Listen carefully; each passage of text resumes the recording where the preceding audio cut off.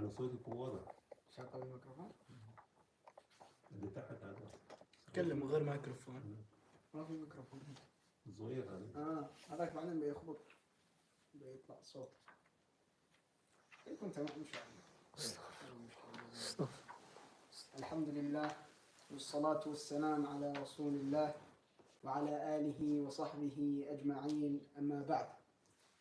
So we are continuing our lesson of Kitab Al Tawheed, the book of Tawheed by Shaykh al-Islam Muhammad ibn Abdul Wahhab rahimahullah. And last week we covered how to perfect your monotheism, how to get perfect Tawheed. And this week we'll be going, ready? Leave your phone. سمع خلي تليفون. This week we'll be going through باب الخوف من الشرك, chapter of fearing from polytheism. And the Shaykh rahimahullah, he mentioned previously the benefits of Tawheed, what the benefits of Tawheed are, the benefits of believing in one God and only worshipping Him. And then he went on and he talked about how to achieve it, how to achieve Tawheed, how to achieve perfect monotheism. And now he will go on to what opposes that Tawheed. He will go on and he speaks about shirk, associating partners with Allah subhanahu wa ta'ala. And he warns the believers to fear falling into it.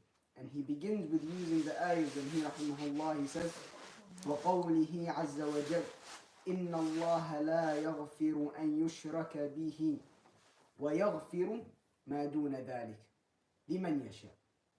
That Allah subhanahu wa ta'ala, he says that indeed Allah does not forgive associating partners with Him, but He forgives everything other than that to whom He wants.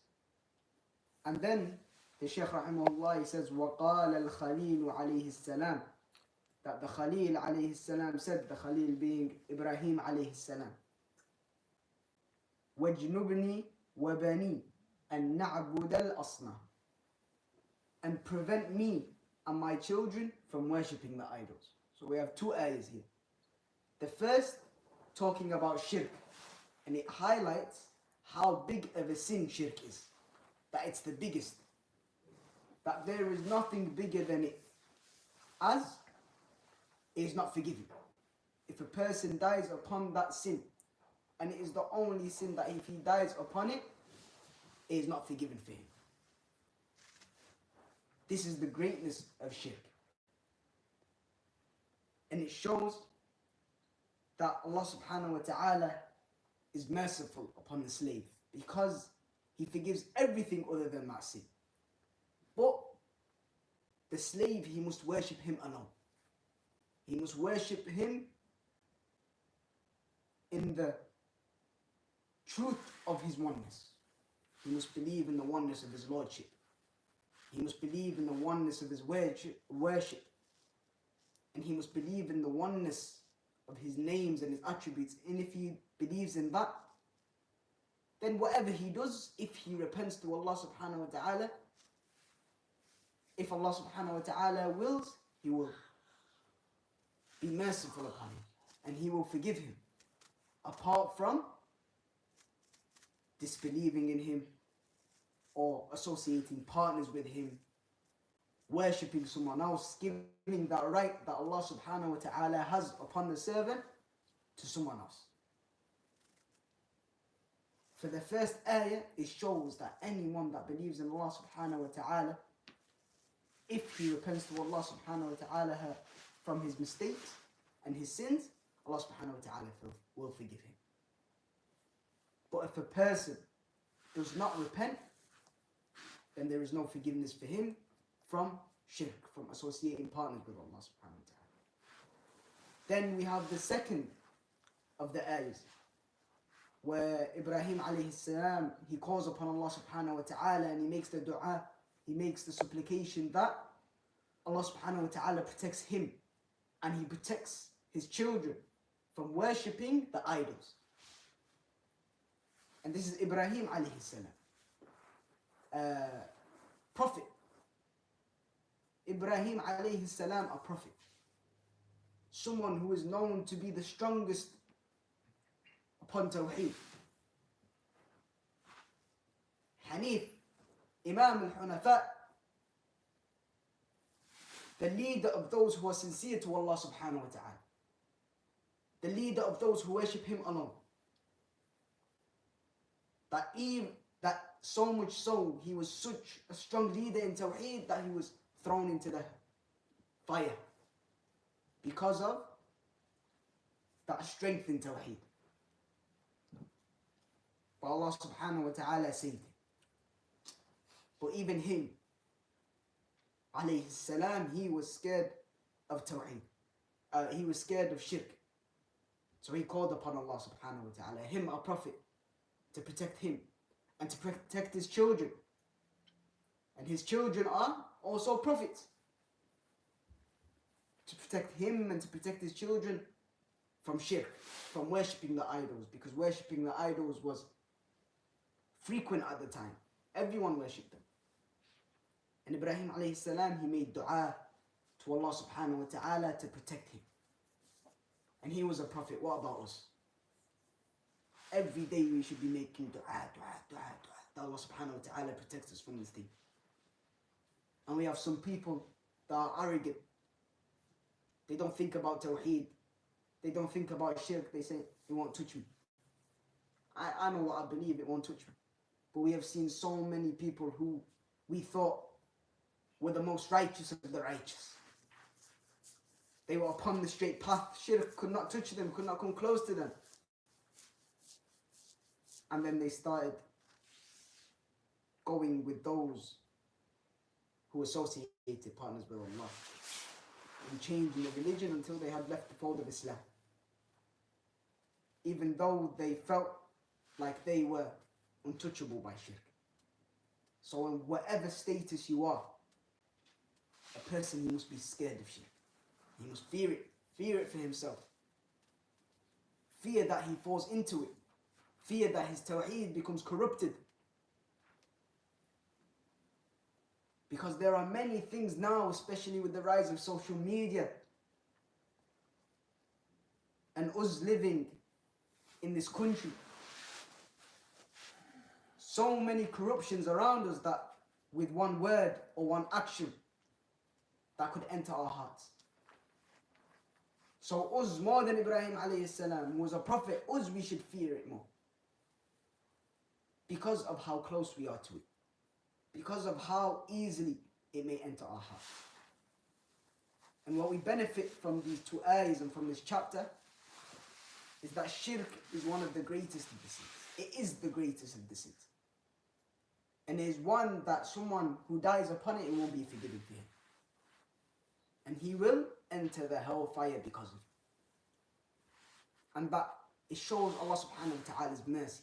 If one believes in him, as he will forgive all the other sins. And it shows that a person, he must fear shirk in whatever status he is. Because even the Prophet Ibrahim alayhi salam feared it. And then the Shaykh rahimahullah, he says, وفي الحديث, he mentions a hadith, أخوف ما أخاف عليكم الشرك الأصغر فسئل عنه فقال الرياء. That the Prophet sallallahu alaihi wasallam, he said, the thing that I fear most for you, speaking to the Sahaba, the thing that I fear most for you is the minor shirk. Not the major shirk, the minor shirk. So he was asked about it. And he said, الرياء, showing off.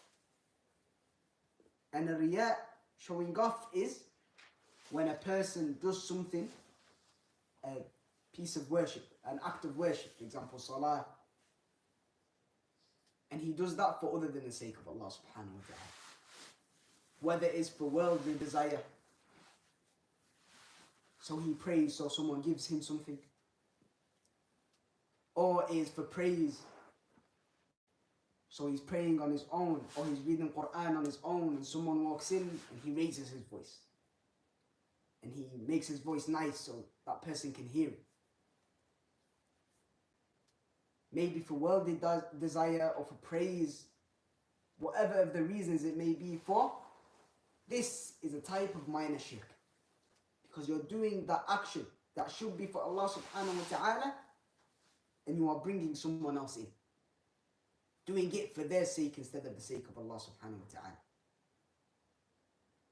And some of the Salaf, they say that the minor shirk, it is like a black ant. So imagine a black ant. Imagine how small an ant is and imagine it is black. Its footsteps on a pebble. And that pebble is black as well. So imagine the ant and imagine the footsteps and imagine the pebble, how small they all are. And they're all black in the middle of the night, where it's pitch black. You can't see anything. How hidden would that ant be? How hidden would the footsteps be? And this is how hidden the minor shirk is. As it is so easy to fall into. Because that, your prayer that you're so emotional in, and that act of worship that you're doing for the sake of Allah subhanahu wa ta'ala, in an instant of a change of intention, its whole reward can be removed. The whole reward can be removed. And a person, he might fall into riyah, he might feel that in his heart, and he might do something to show off without him even knowing. Someone walks in and your voice suddenly turns nicer and you try to raise it. And you don't realize that you're doing it. This is how hidden the minor shirk is. And this shows that a person, he must be careful of it. Not only should he be careful of the major shirk, but rather he should be careful of the minor shirk as well. And that the Prophet sallallahu alaihi wasallam, he feared it for the Sahaba, the most righteous of people. He feared it for them. So what about us, normal people, who don't have the level of the Sahaba, who do not have their righteousness? What about us? How easily can we fall into that? So a person, he must beware. He must be careful of falling into this. And this hadith, it shows the danger of the minor shirk, that the Prophet sallallahu alaihi wasallam, he speaks about it, and he shows the danger of showing off. That even if you believe you're on the straight path, and you're reading Quran, and you're praying your salah, and you're waking up in the middle of the night, and you're giving lessons, that you should be scared of this. Even if you believe that you're righteous and upon the straight path, even if someone appears to be righteous and upon the straight path, they must fear this. They must be careful of falling into it. And it shows that showing off, this hadith shows that showing off is minor shirk. As you're doing that act of worship for other than the sake of Allah subhanahu wa ta'ala. And the major shirk, it shows that the major shirk, it takes someone out of the fold of Islam. It takes them out of Islam, they're no longer Muslim. But the minor shirk, it does not. But what does it do? It removes the reward of that deed. It removes the reward of that deed. And then the Shaykh rahimahullah, he mentions a hadith and he says, وعن ابن مسعود رضي الله عنه أن رسول الله صلى الله عليه وسلم قال من مات وهو يدعو لله ندا دخل النار. رواه البخاري.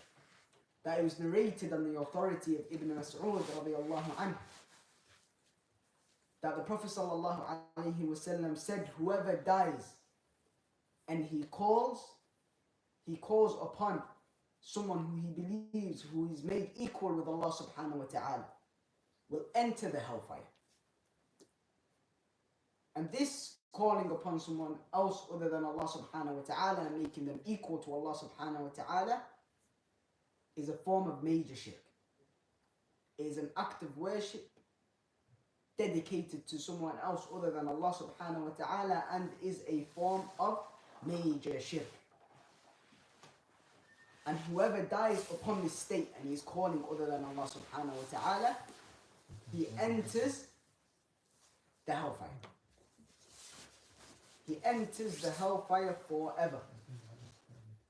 He's going to hellfire if he commits this type of shirk. And it shows that a person, he does not need to completely disbelieve in Allah subhanahu wa ta'ala. He does not need to completely disbelieve in Allah subhanahu wa ta'ala or do everything that is shirk. Rather, if he does one part of shirk, for example, calling other than Allah subhanahu wa ta'ala, then he has left the fold of Islam.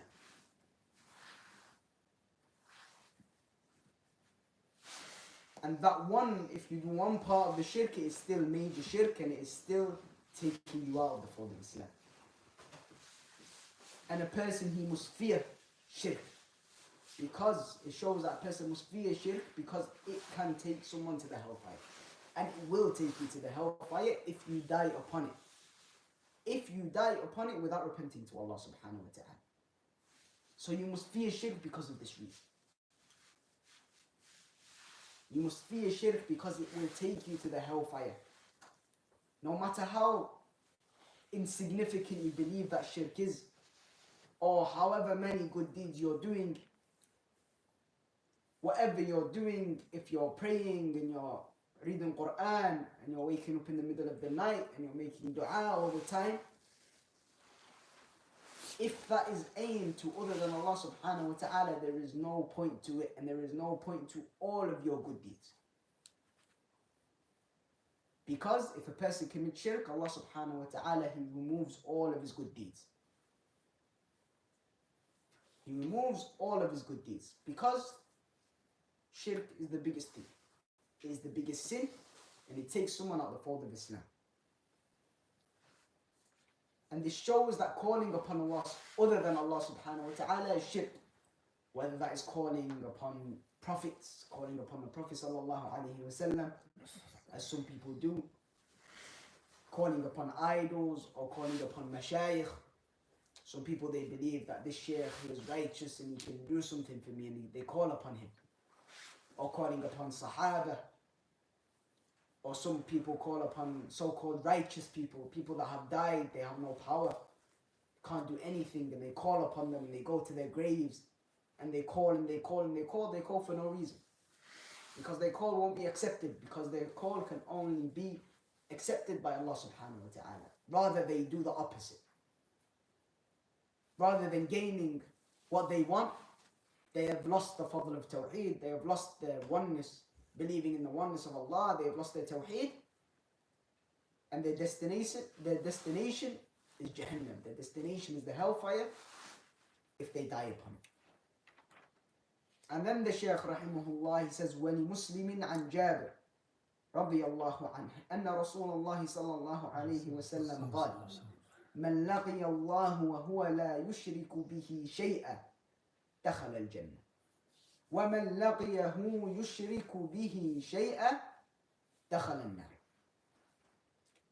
That if a person dies upon Tawheed, so he dies upon believing in Allah subhanahu wa ta'ala and not associating anyone with him or anything with him, not calling to a rock, not calling to a stone, not calling to the star, not worshipping the moon, not worshipping any human, worshipping Allah subhanahu wa ta'ala alone. That He is the only God worthy of worship. Worshipping Him alone, he will enter Jannah. Whatever of the deeds he is upon, he will enter Jannah. However many bad deeds he has done, however many good deeds he has done, he will enter Jannah. And if Allah subhanahu wa ta'ala is merciful upon him, he will enter Jannah straight away. But if his bad deeds have accumulated, then he may enter the hellfire. But if he truly believed in La ilaha illallah and he had Tawheed, he did not worship with Allah subhanahu wa ta'ala, he will eventually enter Jannah. He will eventually enter paradise. But if a person dies upon shirk, dies upon associating partners with Allah subhanahu wa ta'ala, calling upon Allah other than Allah subhanahu wa ta'ala, making sujood to other than Allah subhanahu wa ta'ala, making dua to other than Allah subhanahu wa ta'ala, whatever it may be, if he dies upon this, then he is going to the hellfire forever. And he will not come out of it. Because this is the biggest of crimes. Associating partners with Allah subhanahu wa ta'ala, shirk. It is the biggest of crimes, meaning it deserves the biggest of punishments. And the biggest of punishments is the hellfire forever. And this hadith, it shows that anyone that commits shirk, he will go to the hellfire forever if he dies upon that. And it shows that a person should fear shirk. Because, like I have said, anyone that commits shirk, he goes to the hellfire. And for something so small as not believing in Allah subhanahu wa ta'ala properly.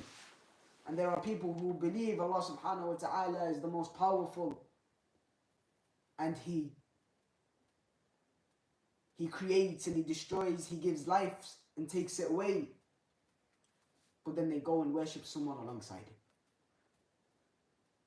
And they remove that fadl that they have. They remove the benefit that they have of going to Jannah, and they replace it with going to Jahannam. So a person should fear going into this, and he should fear committing shirk. And this hadith, it also shows that the most important thing is tawheed. That if you have tawheed, whatever you do, you will enter Jannah. But that does not mean that you don't do good deeds, and you go and you sin and you sin and you sin and you sin. Because we know that the sins, they cause a person to go one step further. Because in the beginning, you might be doing a minor sin that you don't think of, then it changes to a major.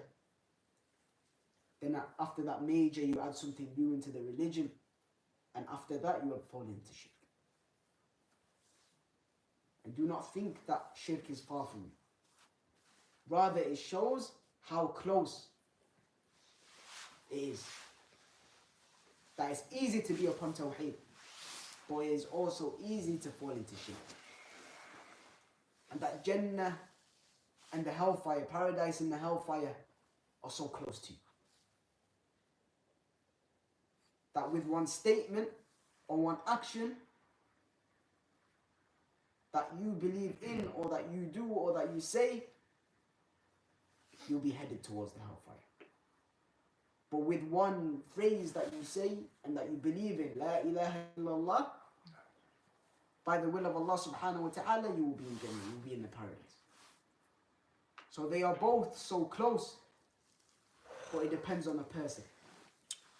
It depends on his actions, and it depends on his belief.